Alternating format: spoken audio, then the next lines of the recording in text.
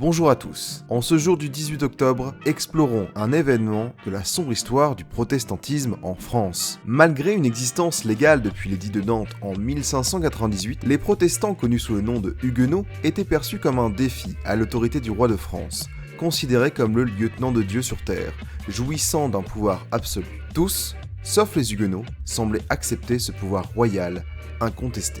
Louis XIV, soucieux d'éliminer ce groupe indocile, a pris diverses mesures répressives.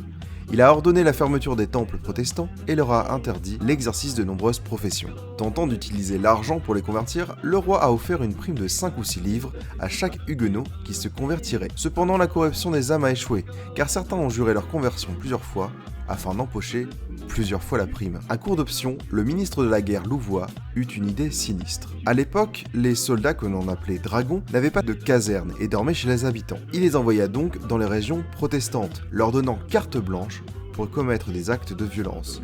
Les huguenots ont été soumis à des brutalités, y compris le viol, afin de les forcer à abjurer leur foi. Le 18 octobre 1685, Louis XIV prit la décision la plus tragique de son règne. Il a publié un nouvel édit, l'édit de Fontainebleau, supprimant l'édit de Nantes et interdisant de nouveau le protestantisme en France. Face à cette répression implacable, de nombreux huguenots choisirent l'exil. Beaucoup avaient déjà fui vers les Pays-Bas, l'Allemagne et l'Angleterre. Malgré les menaces de déportation aux galères prévues par l'édit de Fontainebleau, ils ont bravé la mer à chaussée pour partir. Parmi les émigrés, on comptait de riches commerçants, des banquiers, des officiers, porteurs de leur fortune et de leur savoir-faire vers leur nouveau pays d'accueil. Malheureusement pour Louis XIV, les huguenots restés en France sont rapidement revenus à leur foi d'origine. Ils se sont rassemblés dans des lieux retirés et leurs assemblées secrètes ont anéanti les espoirs de la victoire catholique. L'histoire des huguenots est une illustration tragique des conséquences de la répression religieuse. De plus, l'exil massif des huguenots a privé la France de précieuses ressources humaines et intellectuelles.